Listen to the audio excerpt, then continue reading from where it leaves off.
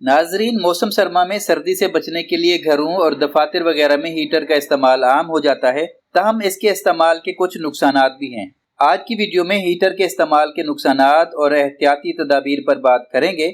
Heater के इस्तेमाल के नुकसानात क्या हैं और इनसे कैसे बचा जा सकता है, आइए हम आपको बताते हैं। हीटर फजा में खुश्की का सबब बन सकता है, जिसके नतीजे में जल्द खुश्क हो सकती है, आंखें खुश्क हो जाती हैं और गला भी खुश्क हो सकता है। इसके अलावा हीटर सांस की बीमारी और नाक बंद होने का सबब भी बन सकता है। अगर हीटर की सफाई नहीं की जाती और मुनासिब देखभाल नहीं की जाती तो इससे कार्बन मोनोऑक्साइड गैस खारिज हो सकती है, जो बेबू और बेरंग है। कार्बन मोनोऑक्साइड की मौजूदगी में सर दर्द, चक्कर आना और मतली होने लगती है। अगर रूम हीटर का इस्तेमाल या देखभाल मुनासिब तरीके से नहीं की जाती तो ये जल्द गर्म हो सकता है और आग लगने का खतरा भी पैदा कर सकता है।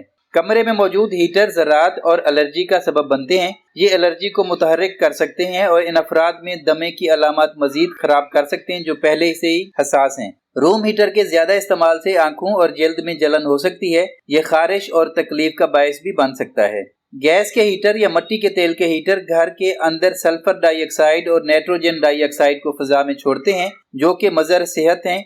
इनसे सांस लेने में तकलीफ जैसे मसाइल पैदा हो सकते हैं। रूम हीटर का इस्तेमाल करते वक्त एहतियाती तदाबीर: इस बात को यकीनी बनाएं कि हीटर के करीब कोई ऐसी अशिया ना हो जो फौरन आग पकड़ सकती हैं, जैसे पर्दे, बिस्तर या फर्नीचर वगैरह।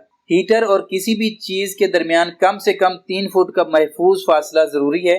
अगर आप कमरे में मौजूद ना हो या आपके सोने का वक्त हो गया हो तो हीटर को कभी भी ऑन ना छोड़ें, बल्कि इसको बंद कर दें। अगर रूम हीटर पर थर्मोस्टेट या टाइमर मौजूद है तो इसका इस्तेमाल करें।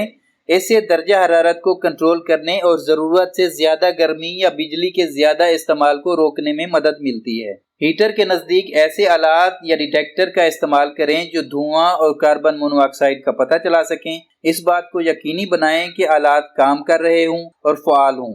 डिटेक्टर को बाकायदगी से चेक किया करें और ज़रूरत के मुताबिक बैटरियां तब्दील करें।